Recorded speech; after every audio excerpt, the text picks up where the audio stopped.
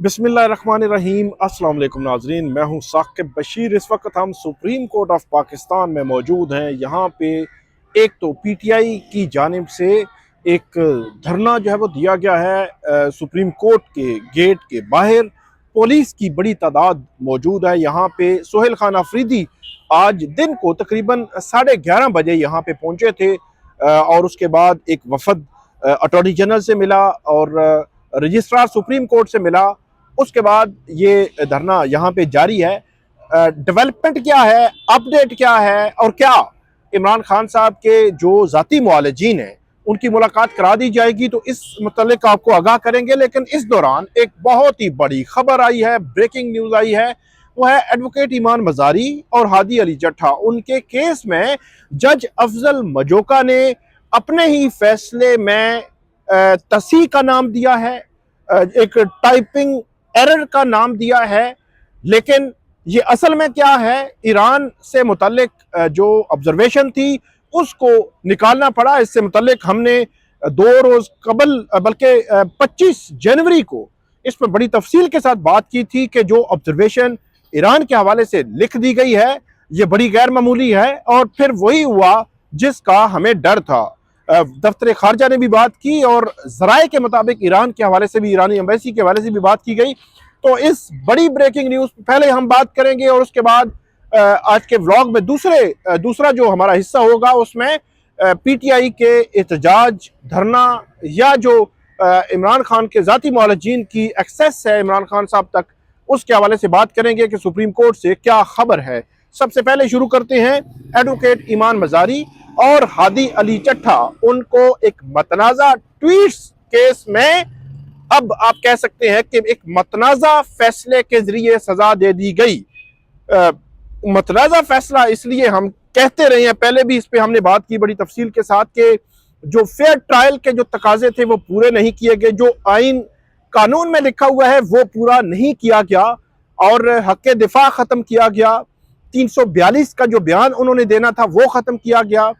Final जो उनके arguments थे, दलाइल थे, वो ख़त्म किए गए और फैसला सुना दिया गया। और एक रोज़ पहले एडवोकेट ईमान मजारी और हादी अली जट्ठा को यहाँ इस्लामाबाद हाई कोर्ट से निकलते हुए वो जा रहे थे इस्लामाबाद की कचहरी में और इस केस में उन्होंने पेश होना था। तो सीरीना होटल के सामने वहाँ जो है वो पुलिस की जानिब से उनको रोका गया और गिरफ्तार कर लिया गया। अगले रोज़ जज मजोका साहब ने उनको वीडियो लिंक पे लिया और उनको सजाएं सुना दी। उन्होंने बाइकआउट किया और उसके 4 घंटे के बाद फैसला आ गया और सजाएं सुना दी गई। जब आप जो है वो आइन और कानून से हटकर कोई काम करते हैं, जल्दबाजी में करते हैं, शफाफियत ना हो, फेयरनेस ना हो, फेयर ट्रायल ना हो, तो फिर इस किस्म के नताइज ही आते हैं कि जज अफजल मजोका साहब ने उस फैसले के पैराग्राफ नंबर 36 में ये लिखा कि करंटली उन्होंने लिखा था कि इस वक्त जो है वो ईरान उन्होंने नाम लिखा था, क्यूबा का नाम लिखा था, सीरिया का नाम लिखा था और एक और मुल्क का नाम लिखा था कि ये ममालिक जो है वो टेररिस्ट स्टेट हैं, डिक्लेयर्ड टेररिस्ट स्टेट्स हैं, कि दहशत गर्द ममालिक हैं डिक्लेयर्ड, और पाकिस्तान उस लिस्ट में नहीं आता। तो क्योंकि ये दोनों वकील बड़े पढ़े लिखे हैं और समझ बूझ रखने वाले हैं, इसके बावजूद ये पाकिस्तान को एक टेररिस्ट स्टेट जो है वो कह रहे हैं, तो इसलिए इन्होंने ये जुर्म किया है। तो ये जिस दिन फैसला आया था उस दिन, उससे अगले रोज इस फैसले के पैराग्राफ 36 से मुतल्लिक मैंने लिखा था कि एक जज कैसे ये कह सकता है कि बगैर किसी हवाले के, बगैर किसी रेफरेंस के, कि किसने ईरान को या बाकी ममालिक को दहशत गर्द स्टेट डिक्लेयर किया है, बगैर रेफरेंस के कैसे बात कर सकता है। हवा में फलां हुआ, फलां हुआ, फलां हुआ नहीं हुआ करता। तो जज की अपनी राय भी नहीं होती, उसने आइन और कानून के मुताबिक फैसला करना होता है। उस रोज को भी हमने बात की थी तो बहुत सारे लोग इधर उधर से बातें करना शुरू हो गए थे। लेकिन फिर क्या हुआ, फिर यह हुआ कि खबर आई जो ईरान के हवाले से और जराए से खबर आई कि ईरान ने इस हवाले से अपना एहतजाज पाकिस्तान के साथ जो है वो रिकॉर्ड कराया है। और फिर ये सवाल हुआ, दफ्तर खारजा में सवाल हुआ कि जनाब ये बताएं कि इस मामले में पाकिस्तान का मौक़िफ़ क्या है। तो दफ्तर खारजा ने जज अफजल मजोका की उस जजमेंट के उस पैराग्राफ 36 से लाताल्लुकी का इजहार कर दिया और उन्होंने ये कहा, दफ्तर खारजा को कहना पड़ा कि ये जज साहब की अपनी जाती राय हो सकती है, ये पाकिस्तान का मौकफ नहीं है। मतलब पाकिस्तान ईरान को दहशतगर्द नहीं समझता। बड़ा क्लैरिटी है इसमें, मैंने लिखा भी था उस दिन, बोला भी था।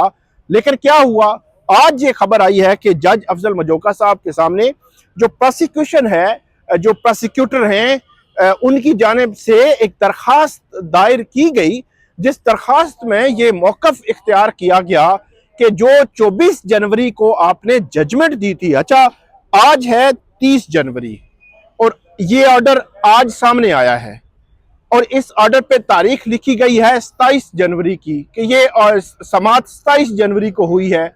कब हुई, कैसे हुई, कुछ पता नहीं है।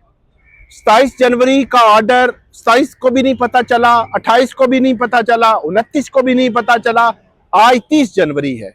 इतना बड़ा मामला था, इतनी क्लैरिटी होनी थी, तो ये ऑर्डर जो है वो 27 का 30 तक कहाँ रहा, पहला सवाल। और सवाल नंबर 2 इसमें यह है कि 24 जनवरी को जिस दिन ये 4:30 बजे जज अफजल मजोका साहब ने ये जजमेंट दी, तो उस जजमेंट देने के 2-3 घंटे के बाद एक्स पर बहुत सारे लोगों ने लिखा, बहुत सारे लोगों ने बात की पैराग्राफ 36 के हवाले से कि कैसे एक जज साहब जो है वो फलां कंट्री जो है वो दहशतगर्द है, कैसे वो लिख सकते हैं बगैर किसी रेफरेंस के हवाले के। फिर अगले दिन मैंने भी लिखा कि ये कैसे लिखा जा सकता है, लेकिन 24 जनवरी को, 25 जनवरी को, 26 जनवरी को ये कहीं पता ही नहीं चला जी। अब जो है वो कि जी ये स्टेनोग्राफर का कोई एक टाइपिंग के दरमियान कोई एरर सामने आया है, तो ये 24 जनवरी को जिस दिन ऑर्डर दिया था उसी वक्त हाईलाइट हुआ था, तो 24 को ये कहते कि ये एरर सामने आ गया है। फिर उसके बाद 25 को ये कह देते कि ये जो है वो एरर सामने आ गया है, 26 को कह देते एरर सामने आ गया है, 27 को ये ऑर्डर बताता है कि 27 को इन्होंने ये जज अफजल मजोका साहब ने ये दरखास्त सुनी और उसमें उन्होंने ये कहा कि जो स्टेनोग्राफर हैं उनको एक नोटिस दिया था, उसका रिस्पॉन्स भी आया है और उसमें ये कहा गया है कि जब ये जजमेंट जो है वो लिखवाई गई उसका प्रिंट दिया गया, प्रिंट देने के बाद उसमें से करेक्शन की गई, तो करेक्शन के दरमियान ये पैराग्राफ 36 में जो मतनाज़ा जो है वो सेंटेंसेस हैं ये निकलने थे और वो स्टेनोग्राफर ने नहीं निकाले और हमें पता भी नहीं चला। तो इसलिए ये गलती जो है, एक एरर है स्टेनोग्राफर का, और स्टेनोग्राफर ने जी वो एडमिट, हो सकता है एडमिट भी कर लिया हो, तो स्टेनोग्राफर का मामला है, ये अदालती जो नहीं है, तो ये एरर है। तो हम ये कहते हैं कि ये जो ईरान के हवाले से और क्यूबा और सीरिया इनके ममालिक के हवाले से लिखा गया है कि ये दहशतगर्द स्टेट है, ये हम इसमें से निकाल रहे हैं और प्रोसिक्यूशन की जो दरखास्त है उसको मंजूर कर रहे हैं। ये किसने लिखा है? जज अफजल मजोका साहब ने, और मुख्तलिफ हवाले दिए हैं कि जी हम कर सकते हैं और ये अदालत इसमें ये ख़त्म कर सकती है, और ये एरर है, ये टाइपिंग एरर है, टाइपो एरर है। लेकिन मेरी बात हुई मुख्तलिफ लोगों से, तो उन्होंने कहा कि जो तारीख है, जो स्पेलिंग्स हैं, वो तो ठीक किए जा सकते हैं, लेकिन जजमेंट की ग्राउंड्स को आप इस तरह ठीक नहीं कर सकते, क्योंकि 24 जनवरी को जजमेंट तो आ चुकी थी, तो उसके बाद आप क्यों ऐसे जो कर सकते हैं। फिर मैंने आपको बताया कि 24 से 27 जनवरी 3 दिन गुजरे, 3 दिन किसी को ख्याल नहीं आया, और 27 का ये ऑर्डर है तो बताया जा रहा है जी 27 को ये कर दिया गया था और आज ये ऑर्डर सामने आया है। बहुत कंफ्यूजन है, और बहुत मैं ये समझता हूं कि ये अल्फाज लिखने, ऑब्जर्वेशन देने से पाकिस्तान की सुबकी हुई है, शर्मिंदगी का सामना करना पड़ा है। हमारी अदलिया के लिए शर्मिंदगी का मकाम है कि ये अल्फाज जो है वो लिखे गए हैं और अब जो है वो तस्हीह हो रही है, टाइपिंग एरर आ रहा है, टाइपो एरर आ रहा है और इस तरह की बातें हो रही हैं। हो सकता है टाइपो एरर हो, लेकिन कहने का मकसद ये है कि इतना बड़ा ब्लंडर, और आप जब बगैर शफाफ ट्रायल के अगर फैसले करते हैं और बगैर जो है वो 11:30 बजे वो उस दिन गए थे, 4:30 वापस आए थे, आज ही फैसला सुनाना है, आप 2 दिन वेट कर लेते ना, कौन सी को क्यामत आ गई थी कि उस दिन आपने करना ही करना है जनाब, आज ही फैसला सुनाना है। तो बहरहाल ये इस किस्म के जब फैसले आप जल्दबाजी में करते हैं तो फिर यही नतीजे निकलते हैं। और अभी जजमेंट जो है, उसके जजमेंट के फेट पर बहुत बड़े सवालात हैं, और जजमेंट के अंदर एक ऐसा सवाल जो है सामने आया है जो उसके लिए मज़ीद सवालात उठाता है। बहरहाल ये अब देखना ये है कि ईमान मज़ारी और हादी अली चट्टा उनकी जानिब से अपील तैयार हो रही है। आइंदा चंद दिनों में ये अपील दायर होगी और उसके बाद आगे देखना होगा कि क्या इस अपील पर क्या फ़ैसला होता है, क्या फ़ैसला जो है वो अदालत करती है, ये जो है वो अब देखना होगा।